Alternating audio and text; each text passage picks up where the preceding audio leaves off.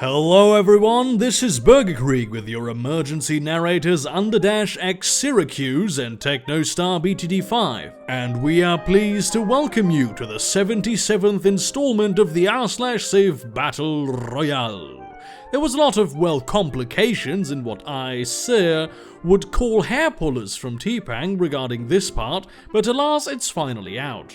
X Syracuse will be narrating the first half, and Technostar BTD5 is responsible for the second. Now, this isn't a normal title slide, but after the death of everyone's favorite anime-producing city-state last time, it seems fitting to give Meiji yet another goodbye. If you have not done so, press F to pay your last respects for the dead. Also, take a look at a classic CBR site nowadays, Fallout-covered mountains. We get another classic CBR site, a shitpost. This one was posted by the great fan BR, and captures the moment when our dear Meiji was slaughtered by the man that is totally not Gajamada in disguise. A quick look at the relationship graph shows us that SOPA 2.0 is in full swing. Currently only Brazil, the Boers, the Inuit and Finland are involved, excluding Mexico since the rum drinkers attacked them. Also, off to the side of the living civs, it seems that civs with the main color of orange and red are currently holding a support group for being brutally destroyed in only a few parts. Too bad Mexico couldn't be in attendance, but they're too busy drinking their irradiated tequila. Don't mind Iceland, however. I think they popped some LSD and are tripping balls on a traffic aisle somewhere. And with absolutely nobody being surprised, the Boers stay in first on the power rankings. Anyone, if you're surprised that the Orange Menace is sticking in the #1 position, shoot me a PM. I'll start a Discord chat, or an asylum, or something. I nearly freaked out when I saw this map freaking moved. It messed me up, man. Anyway, these are always super fun to watch, and if you watch less than 10 times, you're seriously missing out on some important detail. Thanks, Pablody Splooge.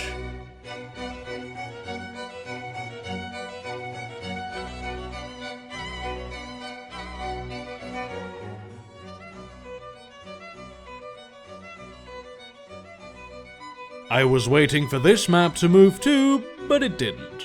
It is still quite gorgeous though, and also made by Spherical Melon, and shows all of the cities in sort of size, country and capital status.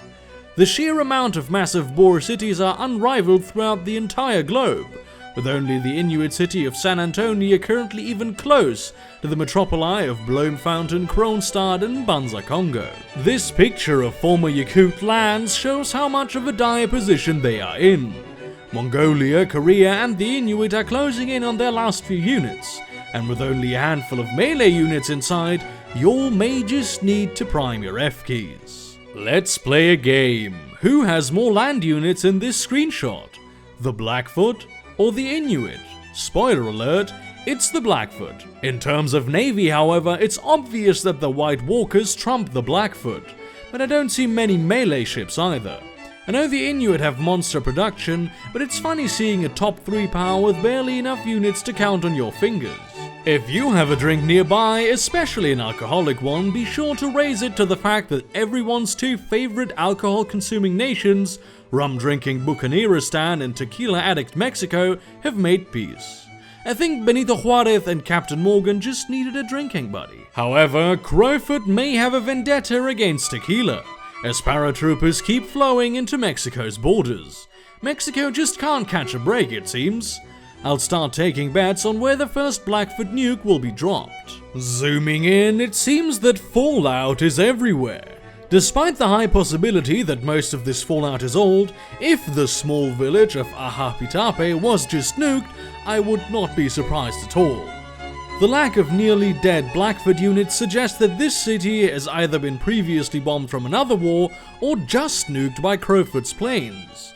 Let's leave that up to the statisticians, however. Cincinnati, the home of that gorilla, is being attacked by Inuit units, which will likely lead to an Inuit capture.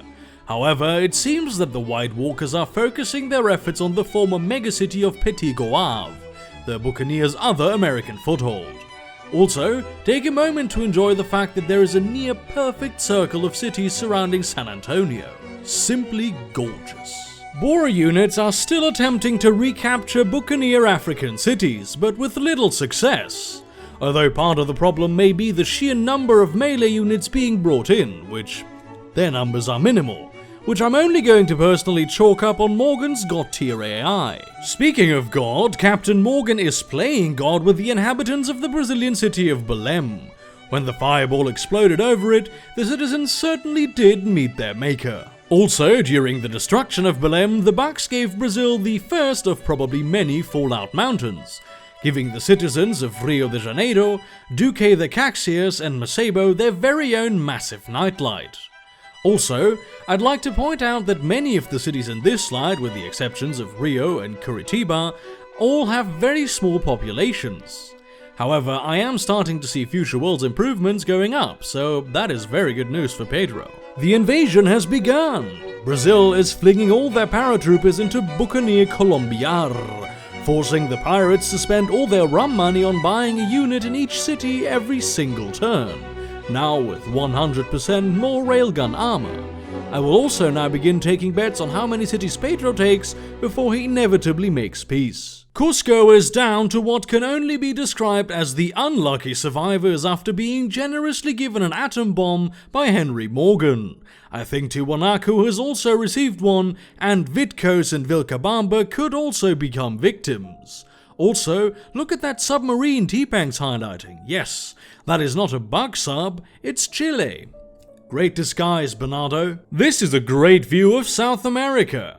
We get to see all the decaying border cities and the strangely nuked Belém.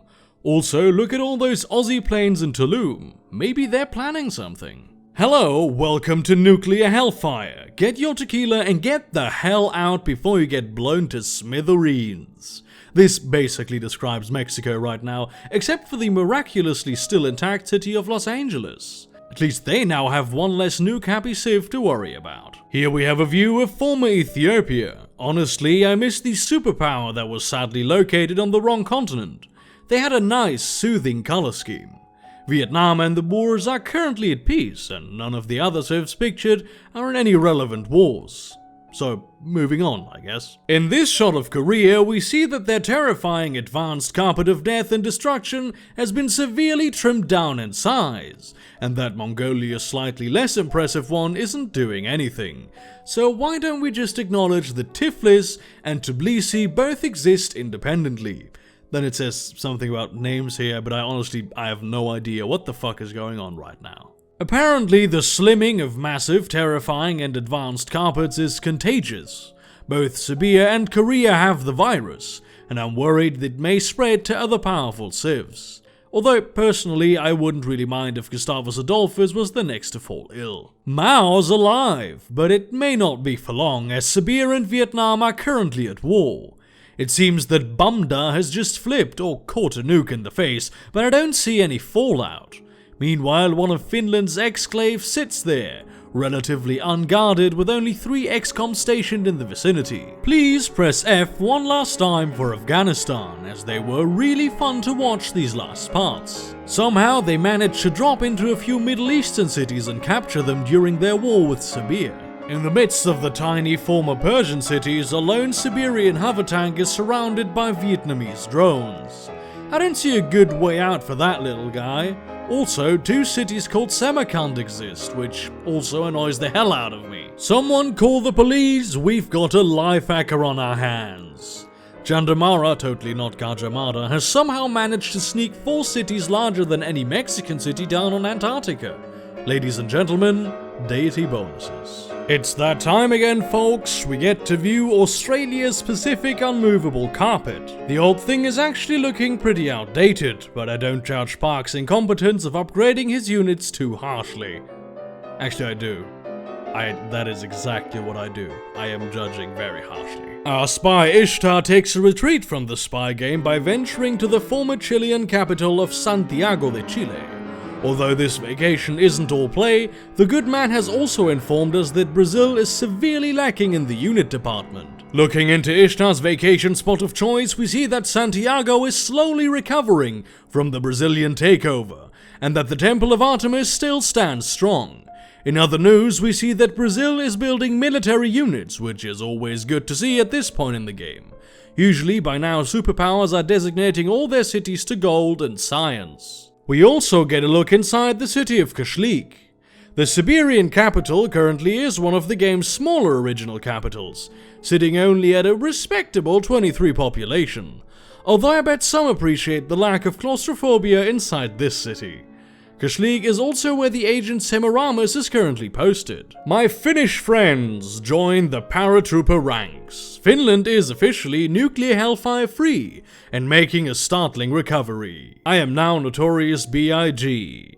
But seriously, join the paratroopers today since Top Kek seems to be suffering severely from a lack of units, which is sad, since Sweden recovered perfectly fine from the Finn-Boer invasion. Petition to rename the Indian Ocean to the Dead Civ Ocean, as I currently see 4 of them floating around out here.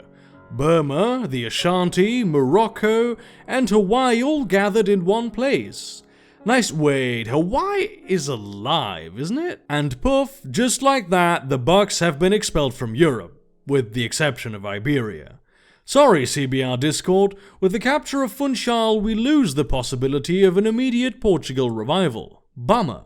I wanted a revival this part, and now I want a refund. There are 3 kinds of Buccaneer cities. Undamaged, barely damaged, and obliterated to the point where a caravan could take it. And Iberia is no exception. The stealth bombers of the Boers are slowly but surely taking out all cities in the area, looking to prepare for a capture. The 4 Yakut cities left, and all but 1 of them are extremely damaged.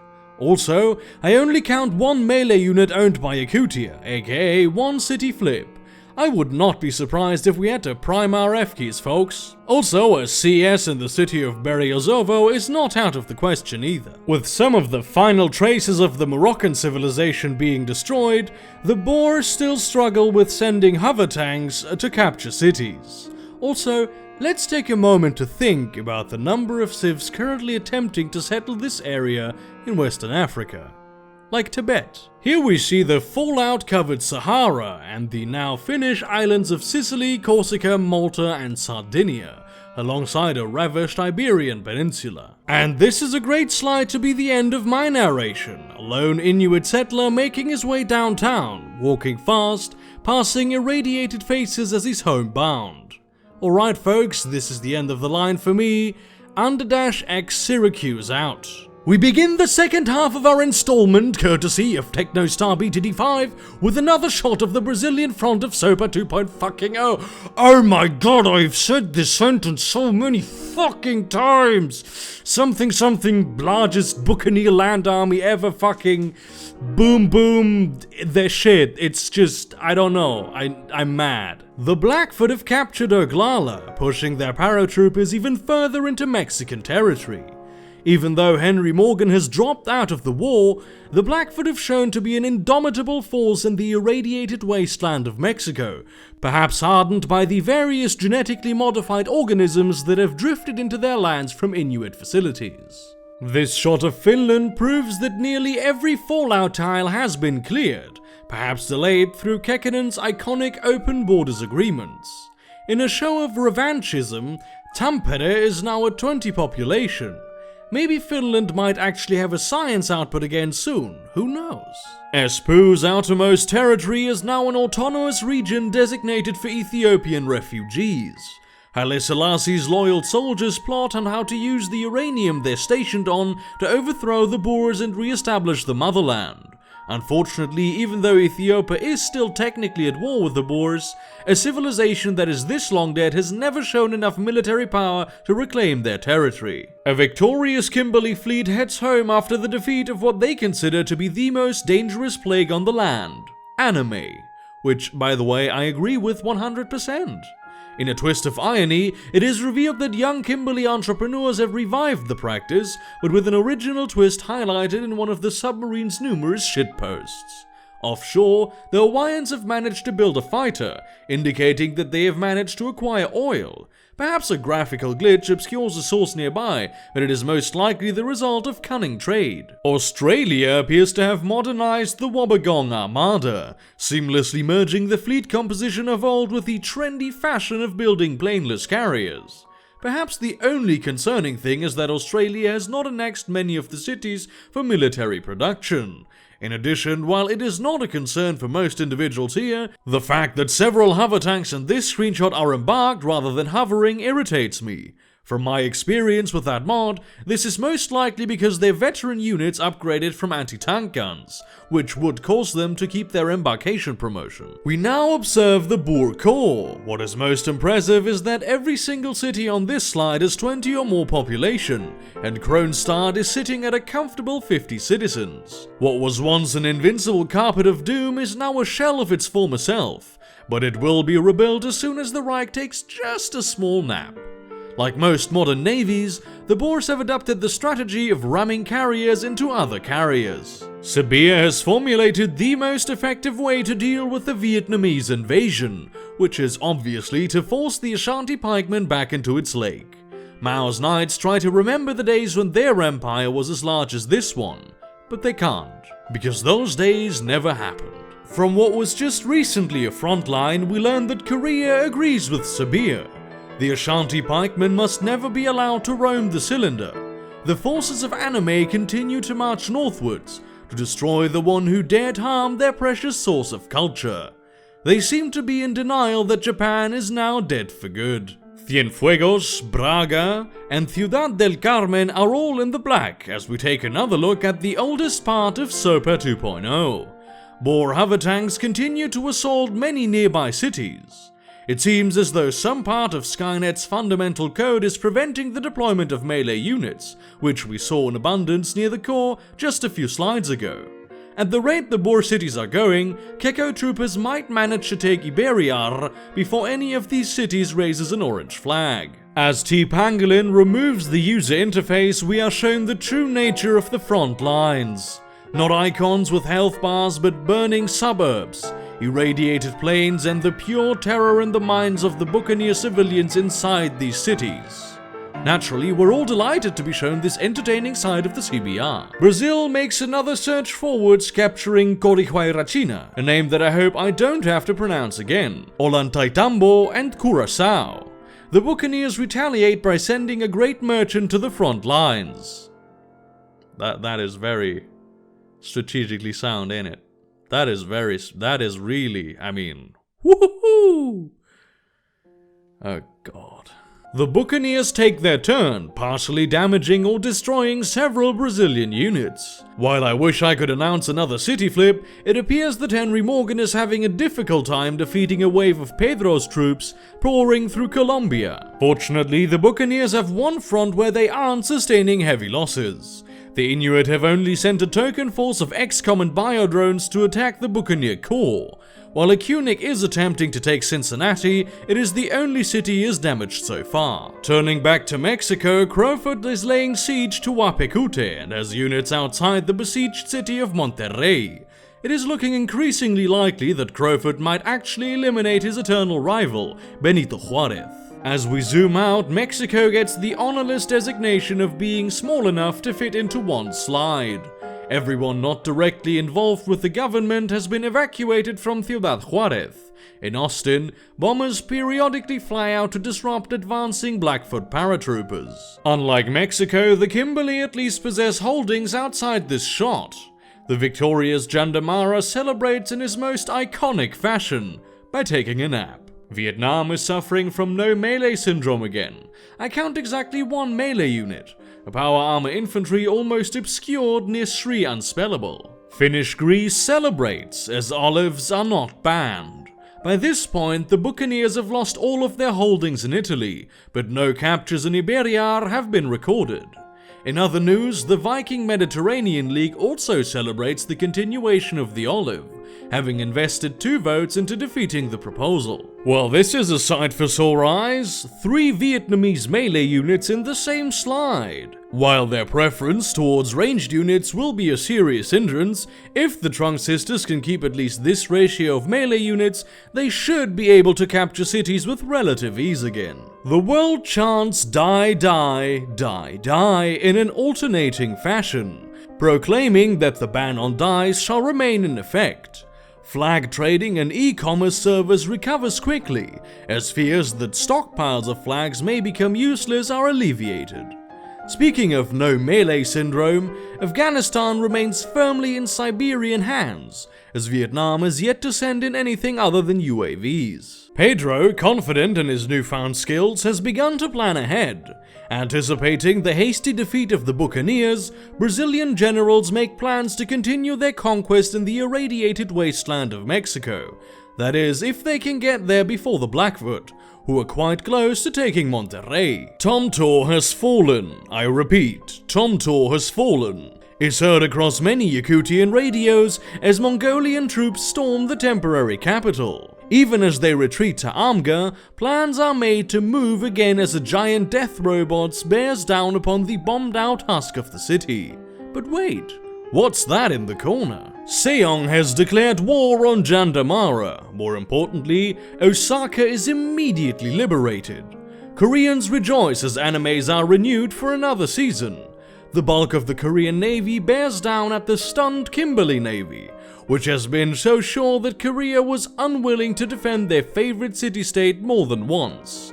But alas, the rising sun rises once more. With refreshed spirits, the Korean GDR mentioned earlier storms into Amga, forcing the Yakutian government to relocate to their last core city.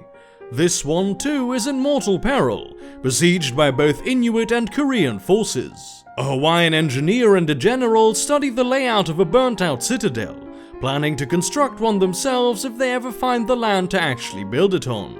Despite only being around for a few parts, Vung Tau has already grown to encompass most of the nuked land. Vietnam finds the inspiration to use melee units once more, taking Artashat and Kandahar from Sibir. Spying another possible city location, a Vietnamese settler is dispatched to the Middle East, perhaps targeting a spot in the Fertile Crescent, or in the void where the Boer nukes fell. Sri Lanka joins the Pikeman Containment Project and announces their opposition to free-range stools. Like Mexico, Sri Lanka can be photographed in one shot. This area appears to be another hideout for dead civs, with Afghani and Ethiopian units crowded into Finnish and Sri Lankan territory. Pedro continues to fight wars good, liberating his former city of São Luís. Belo Horizonte, the only Brazilian city left to be liberated, begins to take damage. Even the Buccaneer Navy is struggling, losing their blockade on Manaus. But more importantly, Brazil is plotting against a very different navy, the Canadian Ghost Fleet. Vietnam keeps all of their captured cities, but they have not been able to move in retaliation. One UAV recounts a particularly close call, stating in its console that nearly all of its squadron was blown out of the sky by a Siberian strike, but it managed to survive by dodging behind a mountain. Sweden's navy is modern, big, and actually has planes. Despite this, their land army is still lacking from the Kekkoning. Australia now fields Chimeras, a unit that the Boers have proven to be very effective at taking cities when actually used. Their production means that Australia has gone down more on the bioline, so expect similar units to start being produced soon. We end the combat with a shot of Yakutia recapturing Amga. Yakutia only has 3 cities, 1 a puppet, but at least they're still alive. For now. We begin the Info Addict slides with one of the most important statistics in warfare, production. The Inuit have a commanding lead here, with over 18,000 hammers. The Boers in Australia also both have over 10,000 production.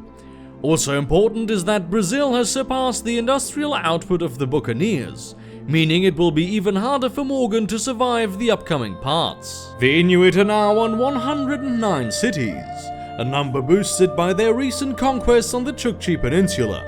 Once the Boers figure out how to use a melee unit, they will be in the prestigious 100 club as well, solidifying their top spot even more. The Boers are now home to over 900 million people.